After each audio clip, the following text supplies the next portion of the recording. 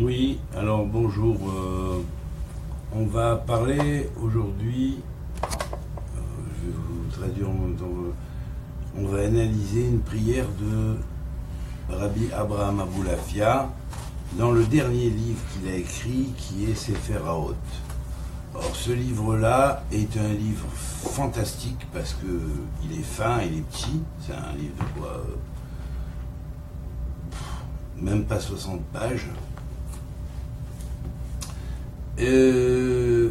Et encore avec les petits commentaires, mais autrement c'est un livre d'une trentaine de pages. Voilà.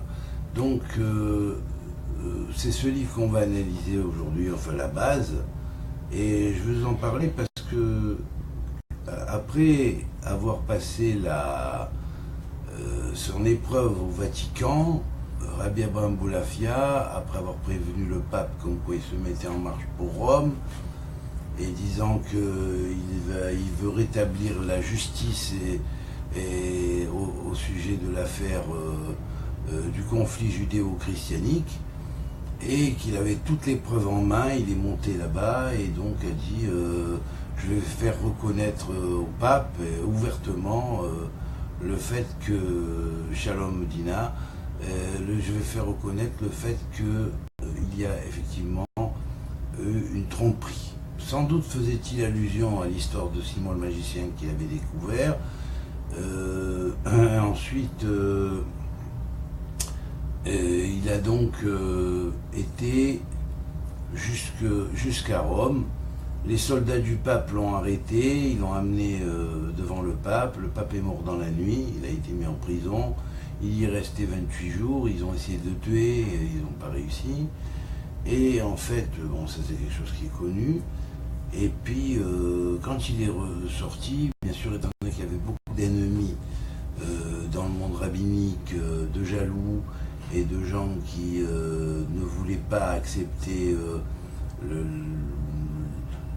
rétablissement de la tradition prophétique qu'il voulait faire, même si pour lui c'était une Torah de Yechidim, c'est-à-dire de gens particuliers, pas tout le monde peut rentrer dans ses secrets. Mais néanmoins, il voulait rétablir les choses par ce qu'on appellerait, ce qu'il a appelé le Sod HaIbour Ve'Atabour, c'est-à-dire le secret du Hibour, c'est-à-dire du transfert, et du ventre, c'est-à-dire du ventre, ça veut dire de la naissance réelle, pas en Gilgoul. Et en fait, il voulait remettre les choses au point et faire descendre l'énergie spirituelle chez des gens qui pas forcément apparemment avaient l'apparence spirituelle, mais dont le capital spirituel profond existait depuis des vies antérieures, et donc il voulait remettre les choses en place. Et pour cela, il avait sollicité des rabbins, et dont certains ont été d'accord, et puis d'autres, et les plus nombreux, n'était pas d'accord à bouleverser les choses de cette manière. De plus, son attitude, disons, réconciliatrice vis-à-vis du monde chrétien, en voulant reprocher l'erreur que le Vatican avait fait à l'origine et la faire reconnaître de cette manière, il aurait pu y avoir une paix entre les juifs et les chrétiens, bien sûr, seraient retournés à la base de leur tradition, puisque lui aussi se réfère à un tronc d'une tradition primordiale hébraïque, et non pas d'une tradition galoutique, et donc automatiquement la racine de ces références, c'est une racine qui est, on pourrait dire, ce qu'on pourrait appeler le judaïsme primordial, c'est-à-dire le judaïsme d'avant la rupture de Qumran, et certainement d'avant le fait que, à cause de cette rupture, il a dû y avoir une deuxième rupture par la suite, au temps des naissances du christianisme, et ensuite avec l'islam, une autre rupture. Donc ces deux ruptures-là, elles auraient pu être évitées, et donc son but c'était de réconcilier les choses. Et donc c'est pour ça qu'il s'est mis en marche pour Rome. Alors bien sûr, après de grands tests, de nombreux tests, il a été,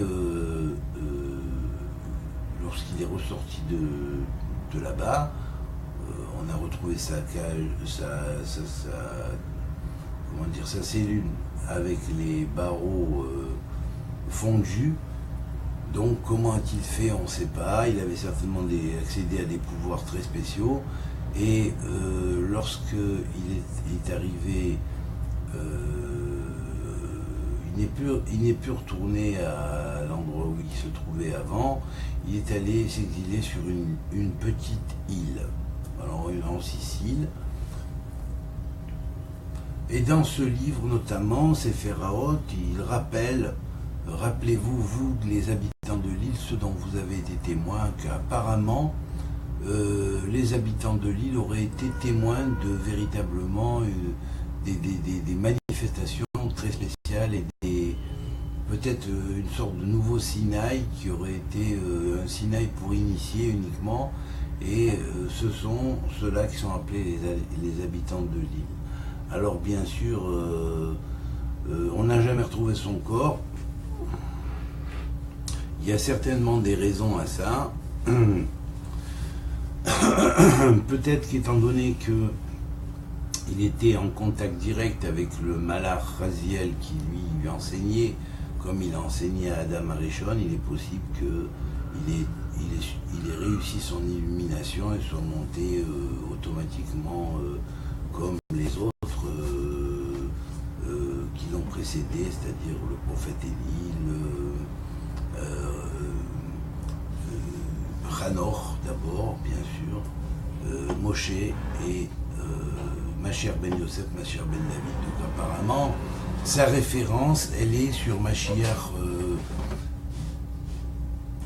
ben Yosef de David, et lui-même, il serait ben David de Yosef. Donc voilà, bon, enfin, on aurait une complémentarité qui se ferait comme ça.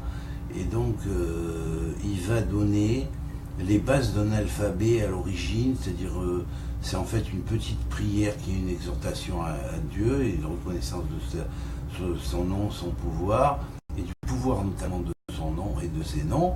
Et donc, il va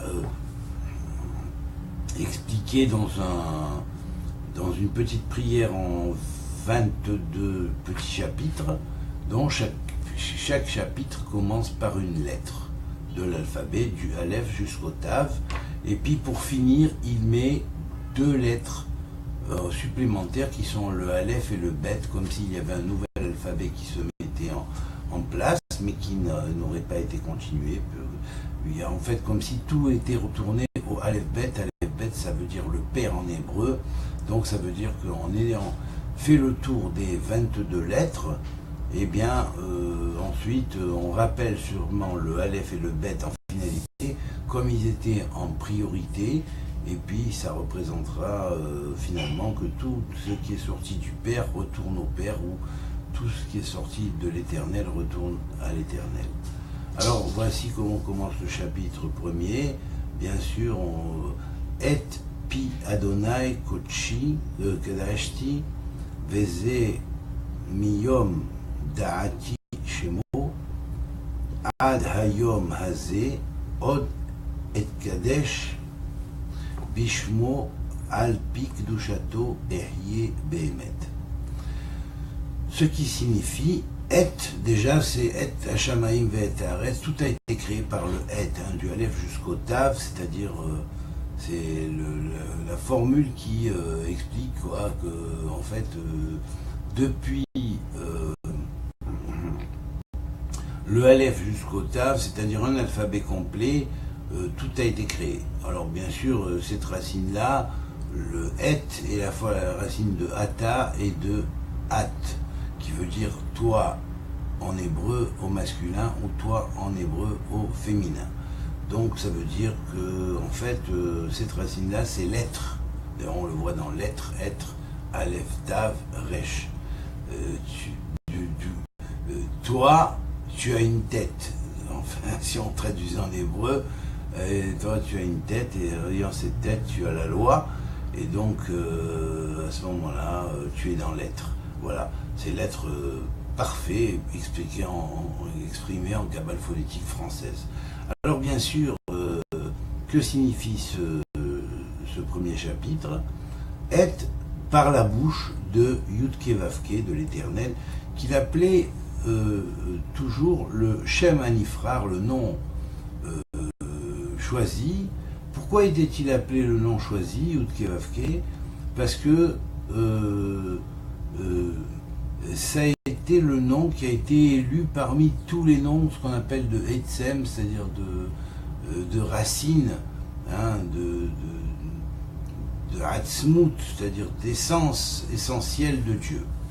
Alors bien sûr, il en a infiniment, hein, des connus et des inconnus, hein, bien sûr, qui se cachent derrière les versets et derrière les chapitres et derrière les acrostiches et tout ça. Donc tous ces noms-là sont des noms cachés, on connaît une toute petite partie de l'iceberg, et puis à côté,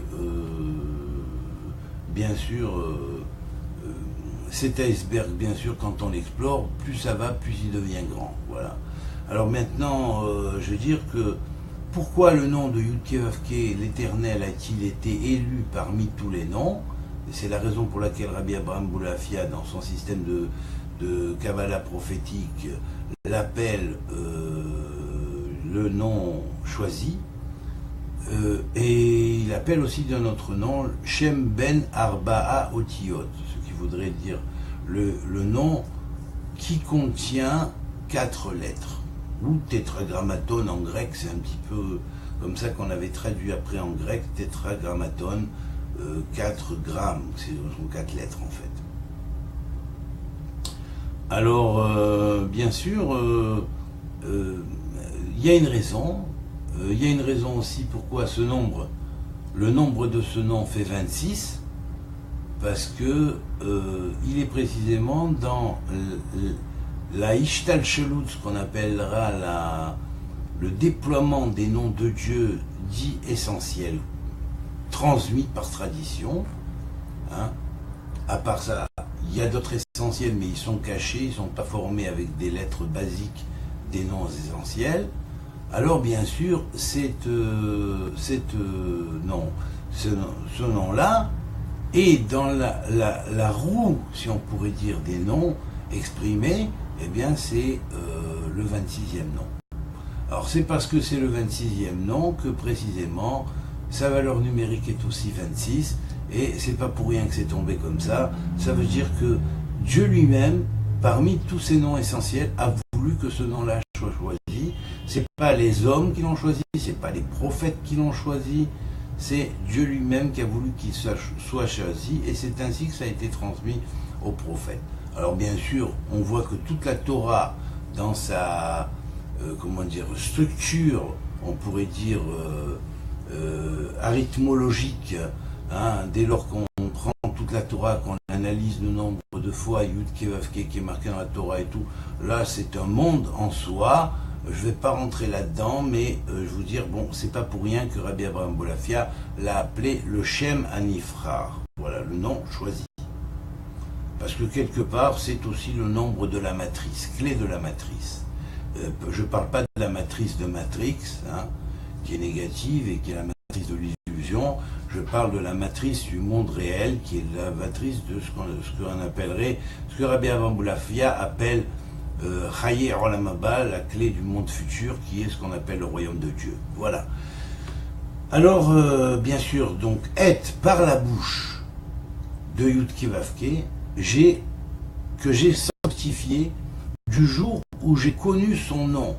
Alors, bien sûr, ça fait allusion à une période d'enfance, où même lui, l'avait reçu de son père, hein, Rabbi Shmuel Aboulafia, qui était très très fort dans ses systèmes d'exhortation et dans ses formules kabbalistiques de Kabbalah Névouite déjà mises en place par son père, quelque part, hein, Rabbi Shmuel Aboulafia, hein, il a connu, que j'ai connu son nom jusqu'à ce jour, aujourd'hui, où maintenant j'ai vécu, enfin, entre parenthèses, où il a vécu sa propre expérience.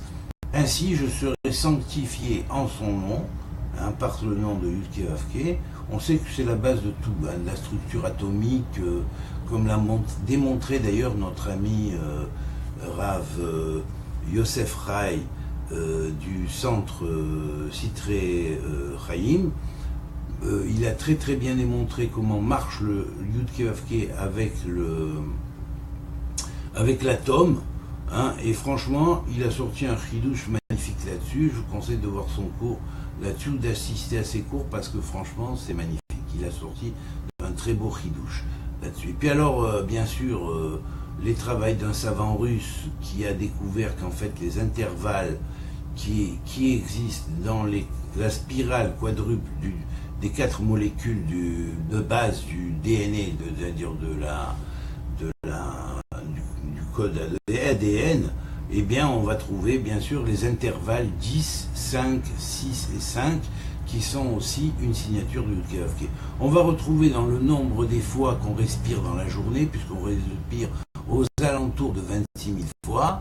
On va le retrouver dans la grande année cosmique que certains appellent l'année cosmique, mais que nous appelons dans Kabbalah le jour cosmique, le grand jour de la, si on pourrait dire, de révolution des 12 signes, non pas signes, pardon, mais ères zodiacales, et ces 12 ères zodiacales qui font parallèle avec les signes, transmigrent et font leur tour en 26 000 ans. Et pourquoi 26 000 ans? Parce que 26, c'est la valeur numérique du Yudke-Vavke, et qu'on le retrouve dans la lettre Aleph, un Yud en haut, un Yud en bas, un Vav au milieu, ce qui fait 26. Et comme Aleph veut dire aussi 1000, c'est 1 en valeur numérique, mais c'est aussi 1000, eh bien on peut dire 26 000. On passe de 26 égale 1 à 26 égale 1000. Voilà. Et donc, 26 000, pardon. Et donc, les 26 000 années terrestres qui s'écoulent sur la Terre durant une journée de la galaxie, eh bien, ça correspond aux 26 000 fois qu'on respire dans une journée, bien sûr. Voilà. En fait, on respire exactement 25 920 fois, mais étant donné que entre le temps du sommeil à l'éveil et de l'éveil au sommeil, on ne peut pas chiffrer, il y a un hors-temps en plus qui là correspondrait à ce qu'on pourrait appeler 40 respirations, et 40 respirations, ce qui fait 80 respirations en tout, qui complètent 26 000. Et c'est pareil pour les années. Il y a des années d'hors-temps, où il y a des temps d'hors-temps, dans le grand cycle de 25 920 ans, soit 12 ères zodiacales de 2160 ans, et donc 80 ans supplémentaires qui va faire 26 000. Voilà.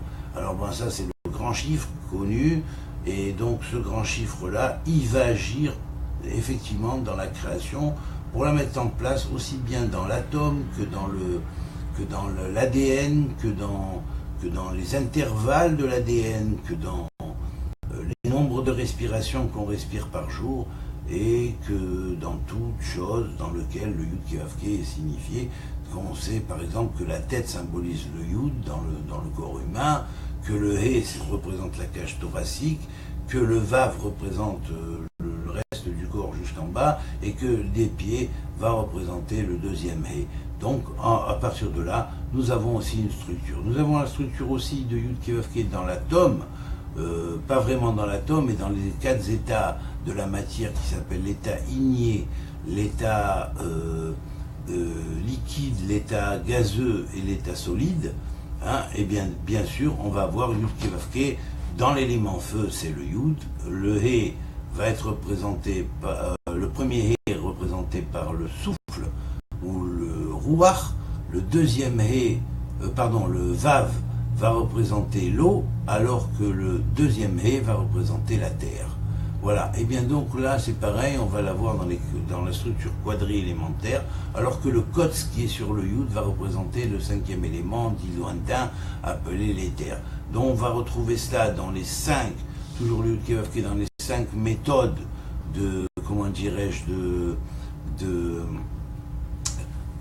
dans les 5 malchouyot, qu'on appelle les 5 niveaux d'évolution, règne minéral, règne végétal, règne animal et règne humain. Et puis bien sûr il y a avec ça le dit règne prophétique en formation, ou le règne des soldats de lumière, qui sont les soldats divins de lumière qui développeront leur étincelle divine au lieu de la laisser dormir jusqu'au cycle suivant. Voilà. Donc voilà. Alors maintenant, Rabbi Abraham Aboulafia termine donc ce premier chapitre en disant depuis le jour où j'ai connu son nom, j'ai été sanctifié, jusqu'à ce jour, ainsi je serai sanctifié en son nom, Bishmo, vous voyez, Bishmo, alors bien sûr, Bishmo, en son nom, c'est en Yud Kevavke aussi, en Yud Kevavke est égal à 28, c'est la base de la sanctification même de l'œuvre de création du ciel et de la terre. C'est la raison pour laquelle d'ailleurs le chapitre premier commence par « Et ». Et je vous répète bien, ce livre est un livre extrêmement secret qui contient le secret de l'illumination ou peut-être même de l'immortalité. Ce qu'on y arrive ou qu'on n'y arrive pas, ça c'est une chose, n'empêche qu'il le contient parce que Rabbi Abraham Aboulafia a donné et transmis en termes très secrets aussi bien sûr et souvent à double sens le secret de l'immortalité, que ce soit après avoir laissé son corps et continuer conscient à vivre et à monter en Dieu consciemment ou par illumination totale, c'est-à-dire vraiment en dématérialisant le corps et en l'emmenant avec soi à l'état de corps glorieux. Alors ben, ces deux manières de voir, bien sûr, sont ce qu'en alchimie, on appellerait dans le fait de faire la pierre philosophale, ce qu'on appellerait l'œuvre au blanc ou l'œuvre au rouge. Alors l'œuvre au blanc représenterait ce qu'on appellerait Mashiach ben Yosef ou la seconde mort et le passage par la mort et puis la continuité de l'élévation après la mort, mais d'une manière consciente. C'est cette manière de gagner l'éternité. C'est la raison pour laquelle on dit après que Mashiach ben David résurrectionne Mashiach ben Yosef. Ce sont des stades dans l'évolution spirituelle. Et puis après, donc, Mashiach ben David qui lui va représenter l'illumination totale avec l'emportement du corps, si on pourrait dire, et sa transformation directe en corps glorieux, avec possibilité même de retransmigration et de renaissance par les lois de ce qu'on appellerait le Heibour et le Tabour. Voilà. Bon, alors maintenant, ça, il faut bien connaître le livre d'Enoch pour comprendre ce que ça veut dire, mais j'espère qu'avec l'aide de Dieu, au fur et à mesure, vous allez étudier, vous allez comprendre. Vous voyez les cours que j'ai fait sur les 5 pétales de l'éternité ou les 5 piliers de l'éternité aussi. Et puis les 5 personnages qui sont représentés, vous comprendrez mieux. Alors bien sûr, il termine en disant « Ainsi je serai sanctifié en son nom, et par sa sanctification, je serai véritablement vivant. » Et c'est là qu'on veut dire que finalement, il n'y a pas de possibilité de vivre sans sa sanctification. Alors la sanctification, déjà, la première sanctification, elle est de comprendre qu'on a le souffle, vous voyez, on a le souffle de vie. Et ce souffle de vie, on ne prend même pas conscience qu'il rentre 26 000 fois en nous, inclus le temps qui est entre l'éveil et le sommeil, le temps qui est entre le sommeil et l'éveil, et puis ce temps-là incalculable en plus, et aussi bien que l'autre, on respire 26 000 fois. On respire 26 000 fois. On respire 26 000 fois, c'est fantastique et extraordinaire. Alors déjà, c'est la première prise de conscience.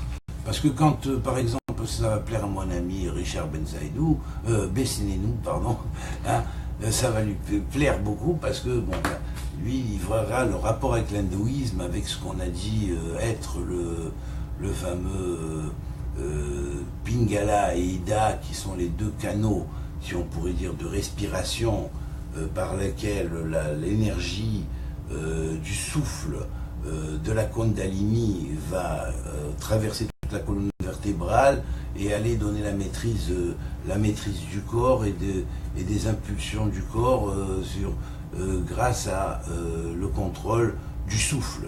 Alors bien sûr, on va retrouver ça aussi dans la Kabbale au travers du mot Ruach qui fait 214 en valeur numérique et Avir qui fait 217. Alors quel est le rapport entre Avir et Ruach? Vous prenez Ruach, vous rajoutez 3 couronnes, une sur chaque lettre, et vous avez la valeur numérique de Avir. Que veut dire Ruach? Le souffle.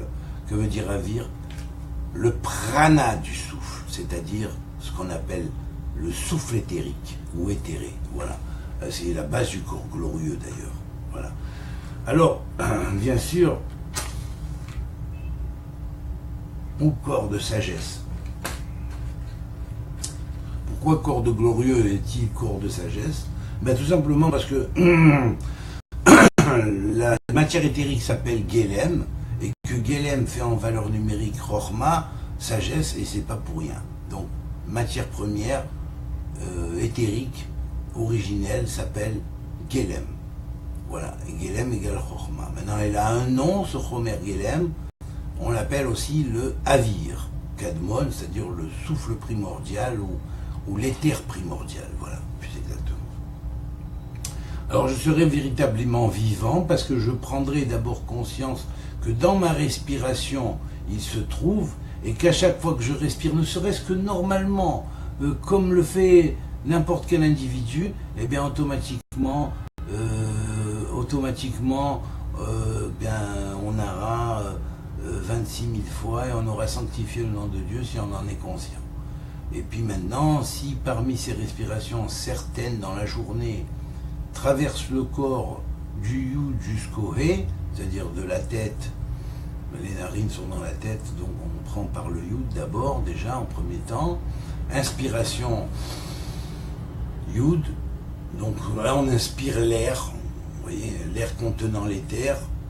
Arrêt, là c'est le feu. Expiration, c'est l'eau.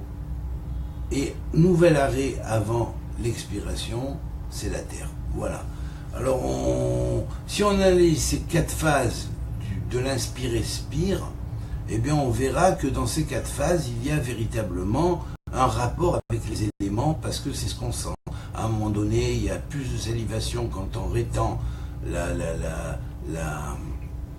respiration, vous voyez, et après quand on souffle et qu'on expire, on sent le rapport avec l'air, pardon, et puis quand on re-arrête après avoir expiré et à nouveau réinspiré, eh ben on va sentir la surdité de la terre, vous comprenez? Et donc voilà, donc ces 4 états, ils existent en nous, dans l'inspiration, et ça aussi c'est du Yud Kei Vav Kei. Dans chaque atome, il y a du Yud Kei Vav Kei, dans chacune des parcelles du code génétique de l'ADN, du DNA pour ceux qui préfèrent l'anglais, eh bien toujours il y aura le Yud Kei Vav Kei, et moi je préfère ADN parce que ADN c'est Adon. Il ne reste plus qu'à rajouter le Yud qui va représenter la première des lettres du nom de Dieu, mais aussi comment dirais-je, le moi, l'individu, et en même temps la goutte, l'étincelle de la vie. Eh bien, on a immédiatement Adonai, voilà, le Seigneur.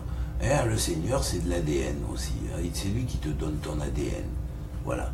Alors, bien sûr, c'est en ça que Rabbi Abraham Olafia peut dire à la fin du verset de son premier chapitre, « Je serai véritablement vivant par cette sanctification. » Voilà.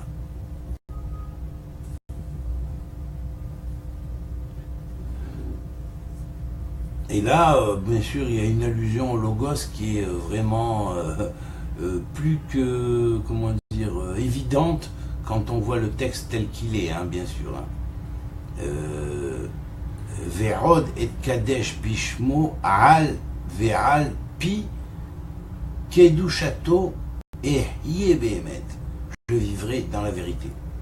Alors là, vraiment, on est dans le vrai, quoi. Vraiment dans le vrai, voilà.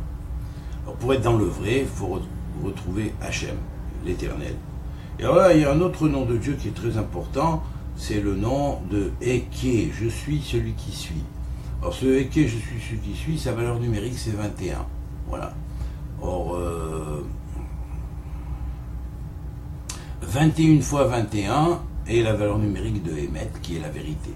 Voilà, donc je suis celui qui suis, on pourrait dire que je suis celui qui suit, hein, qui est, eh ben, on pourrait dire celui qui est, hein, eh ben, c'est sa multiplication par lui-même, 21 fois 21 égale la vérité, voilà, c'est ça.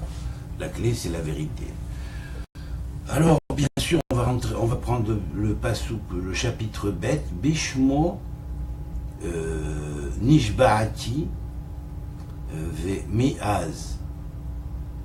En son nom, j'ai autrefois juré dès l'origine, Mi'az.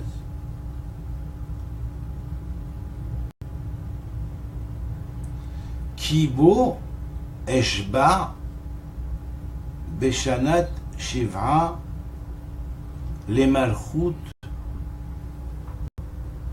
Mshiha, Adoni, avec un vav, il écrit Ame Afer, Beshmo, Gevava, les caches. Alors écoutez ce passage paraît très mystérieux, presque inexplicable, mais je crois en avoir décelé le sens. Alors bien sûr, Beshmo, en son nom, j'ai autrefois juré, bien sûr, puisque l'enfant, quand il est dans le sein maternel, il jure qu'il sera juste. Hein. J'espère en lui qu'en la septième année de la royauté du Messie, Adonai, et là il écrit avec un vav, hein, donc c'est le Seigneur Messie, en fait, voilà. J'ai transformé mon nom de chaume et de paille sans valeur en nom de renaissance. Alors qu'est-ce que ça veut dire? De chaume, de paille, hein? Dans le psaume 2, on parle du chaume et de la paille, ils seront, les méchants seront comme non, dans le psaume 1, les emportés comme le chaume au vent, vous voyez. Alors bien sûr, qu'est-ce que ça veut dire, cette chose-là? C'est quoi, hein? Il a transformé son nom de chaume et de paille, hein, dont peut-être il a été fait chaume et paille quelque part, hein, emporté par le vent, hein, et puis peut-être même détourné de sa fonction. Hein. Puis Dieu m'a redonné un nouveau nom. Et là, c'est dans le chapitre suivant qu'il va le dire. Alors bien sûr, il y a une allusion à son expérience d'aller,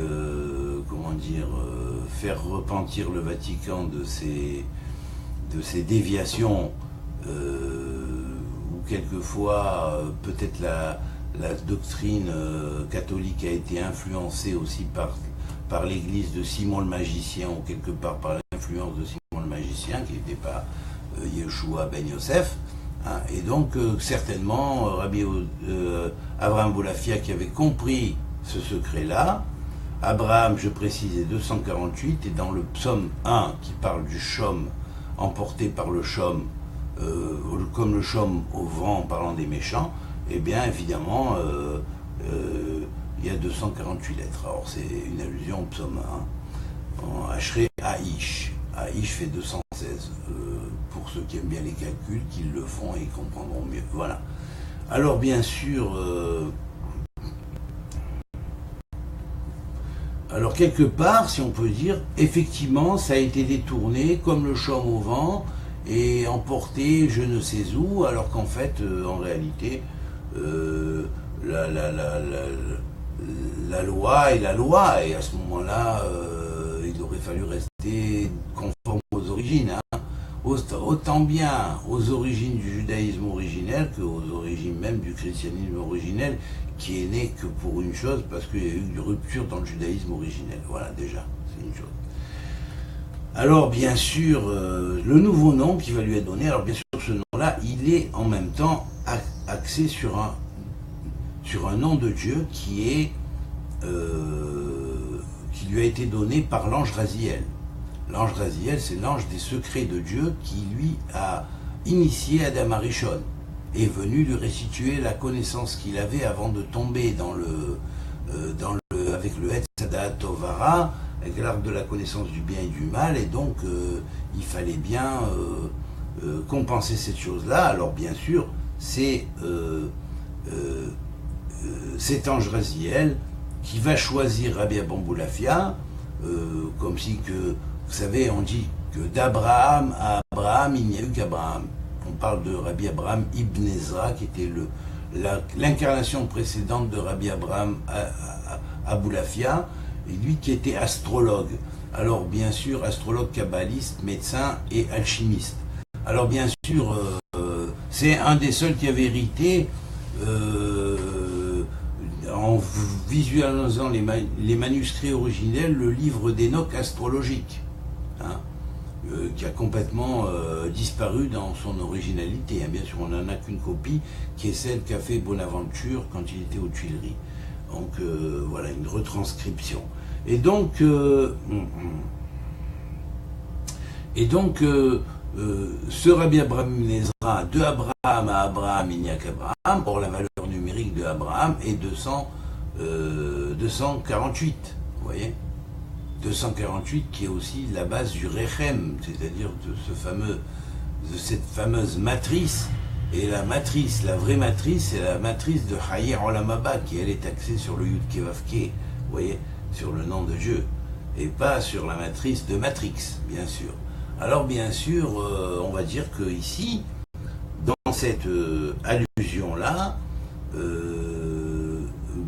Abraham Ibn Ezra transmigrant ensuite dans Rabbi Abraham Aboulafia, eh bien, 1 Abraham, 2 Abraham, 3 Abraham, et David Ameller qui lui a écrit dans le psaume 1, un psaume contenant 248 lettres, et là qui se termine par le chaume, les méchants seront comme le chaume emporté par le vent.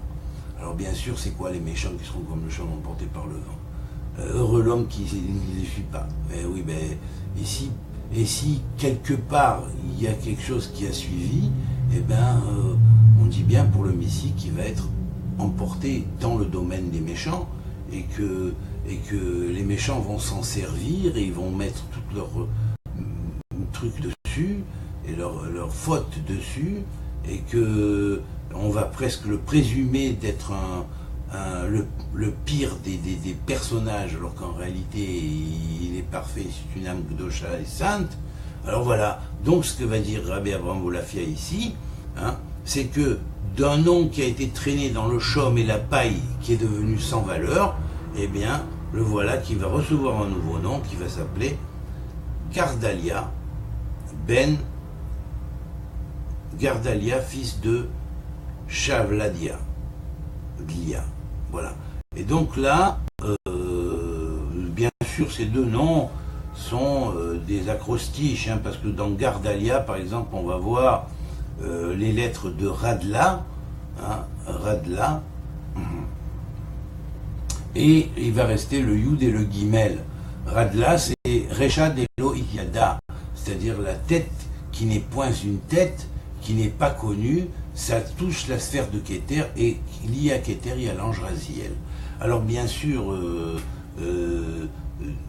l'ange des secrets de Dieu. Alors bien sûr, il reste Yud Gimel, et bien Yud Gimel, ça représente les 13 midot de la Rachamim, hein, puisque la Rachamim vient du Rechem Haotiot, et donc le Rechem Haotiot, c'est le fameux, c'est les lettres, mais c'est en même temps le nom de Yud Kevavke, qui est appelé Yud Kevavke et Tehad, un, comme le Yud et le Gimel sont un, comme les Yud Gimel Midot Adelachamim, ou comment dire, attributs de miséricorde, viennent du Keter pour purifier et éloigner et transmuter le mal en bien. Alors voilà, donc alors fils de qui, alors Chev, qui est revenu de Bédal, il avait été éloigné, Bédalia, hein, Léa, qui a été éloigné et appauvri, comment dire, en Ya, on pourrait dire de la louange vers Dieu. Alors bien sûr, on parle ici d'un être déraciné, qui va revenir à son origine et son état originel. Et attention, je dévoile quelque chose de très profond, creusé et recreusé, hein, parce que c'est des mots croisés ce que je fais. Je suis désolé, mais bon. Alors voilà, je suis désolé pour ceux que ça dérange, mais revisez bien, comprenez bien, analysez bien et vous comprendrez. Alors, Karani, il m'a appelé. Donc ça c'est d'en haut, hein, comme Yaakov a eu son nom muté en Israël, et bien lui il a eu son nom qui a été changé, hein, de Ashrei Haïch quelque part, qui est Ashrei Eldal, et celui qui reçoit l'influx des 13 attributs de miséricorde venant de Radla, c'est-à-dire de la Resha d'Elohit Yada, de la tête qui n'est point une tête, c'est-à-dire du Keter, Ben Chev, Lad, Ledal, Ya. Alors bien sûr, ici, on va avoir une allusion au retour de ces énergies-là à leur origine. En Aboulafia. Alors ça explique peut-être ce que les gens de l'île ont vu. Et puis il dit, vous avez tous été témoins, vous, gens de l'île, et vous serez témoins, parce que si ça s'est laissé à un moment donné, quand à la fin des temps il reviendra, il redonnera les preuves, et bien automatiquement, les gens de l'île vont être les premiers à le reconnaître. Et c'est la raison pour laquelle dans les psaumes, d'ailleurs David a dit, les habitants des îles lointaines, donc c'est une des significations qu'il y a derrière les habitants des îles lointaines, ceux de cette île-là et ceux des autres îles lointaines qui sont des îles même spirituelles. Voilà, alors Karani, Yahouni, on m'a appelé, je m'appelle maintenant Yahouni. Alors dans Yahouni, on trouve les lettres de Yinon, et puis un He en plus, c'est-à-dire que et on trouve aussi la valeur numérique du Shem Yud Ke Vav, hein, qui est le nom de base du Yud Ke Vav Ke, puisqu'on dit que le Messie héritera du nom de Yud Ke Vav Ke, alors que Yud Ke Vav Ke prendra comme nom nouveau ce qu'on appelle le Yud Ke, c'est-à-dire le Ya ou le Yé. Dieu repassera dans le futur et il laissera la gérance du monde passé et présent tendant vers le futur à ce qu'on appelle Yinon, qui est le nom cosmique du Mashiach. Alors voilà, Karani Yahouni Beshmi.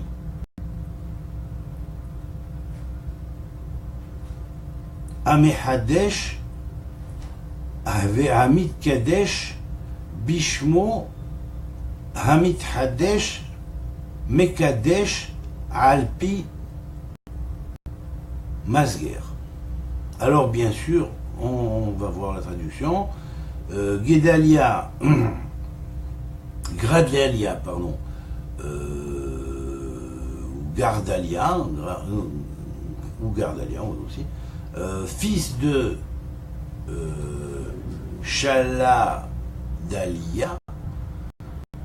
on pourrait dire que Dieu revient et a engendré, hein, revient pour engendrer à nouveau. Je m'appelle Yahouni, c'est-à-dire Dieu est dans mon moi, hein, Yud Ke Vav Ke est dans mon moi, en moi, hein, de mon nom renouvelé, parce que le nom va être renouvelé, qui est par rapport à cet ancien nom qui a été emporté par le chaume et par la paille, comme la paille au vent, et par son nom qui régénère la sainteté toujours scellée. Ça veut dire que la sainteté toujours scellée, jamais on ne peut la rendre inefficace ou inactive. Elle est là, elle est toujours, personne ne peut la résilier, hein, ni l'alliance que Dieu a conclue avec le peuple d'Israël, ni celle qu'il a faite avec son Messie. Voilà. Alors après, bien sûr, on va passer à la lettre d'Alet et on va terminer pour aujourd'hui. Et puis là, on continuera, si Dieu veut, la suite de ce livre, enfin de ces 22 chapitres, plus 2 que Rabbi Avraham Aboulafia a écrit dans son grand chapitre 1 du livre Sefer HaOt, le livre de la lettre. Alors, דקרתי בחרבי לבות ומכחישו וחינוי לשינוי היה שמו אשר בו הרגתי משכחי שיו ועמית אביו במשפט צדק. Alors, qui signifie j'ai transpercé de mon épée le cœur des diffamateurs. Alors bien sûr le cœur des diffamateurs parce que ils ont détourné les voies de la vérité. Son nom était une langue saillante. Alors là il parle du nom de Yudke Vavke qu'il a absolument insisté quand il était prisonnier au Vatican, et il a assisté pendant les 28 jours où on l'a tenaillé pour essayer de le tuer aussi bien physiquement que mentalement. Voilà. Son nom était une langue saillante qui les tuait. Alors il ne les tuait pas physiquement, bien sûr. Celui qui se croit ça, il va se mettre dans Daesh et puis il croit qu'il va avoir la langue saillante, bien sûr. Ça n'a rien à voir avec Daesh, bien sûr. C'est pas le djihad islamique. Alors bien sûr, son nom était une langue saillante qui les tuait. Enfin, c'était le djihad, mais spirituel, le vrai djihad, quoi. Alors bien sûr, semant la terreur parmi ses ennemis dans une équitable justice. Voilà.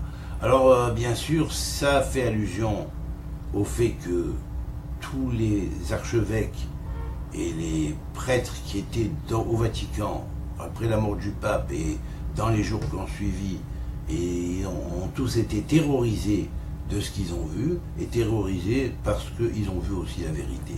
Et ils ont vu la tromperie qu'il y avait à la base. Alors là, bien sûr, il leur a prouvé en partant que quand elle appelle le nom de Dieu, des barreaux pouvaient fondre. Voilà, et donc ils ont retrouvé les barreaux de cette cellule fondue, et il est parti, c'est là qu'il est parti dans l'île, et c'est dans cette île qu'il a fait vivre une espèce de second Sinaï aux habitants de l'île, qui sont tous, dans leurs descendants, témoins, mais gardiens du secret jusqu'à la fin finale. Voilà. Alors ben voilà, on a fait jusqu'au 4e petit chapitre, et ben je vous souhaite une bonne journée à tous, et que Dieu vous bénisse, et puis mettez un peu plus de commentaires. Je vois qu'il y en a qui regardent, mais ils ne marquent rien. Bon, mais c'est pas grave. Marquez quand même quelque chose, parce qu'un petit encouragement, ça stimule, quoi, je veux dire. Ça stimule, voilà. Allez, à très bientôt, Coltou. Non, c'est pas que je vais en tenir compte et je vais pas faire s'il n'y a pas ça, mais enfin, un petit encouragement, ça stimule, pardon. Voilà. Allez, Coltou, amitié à tous.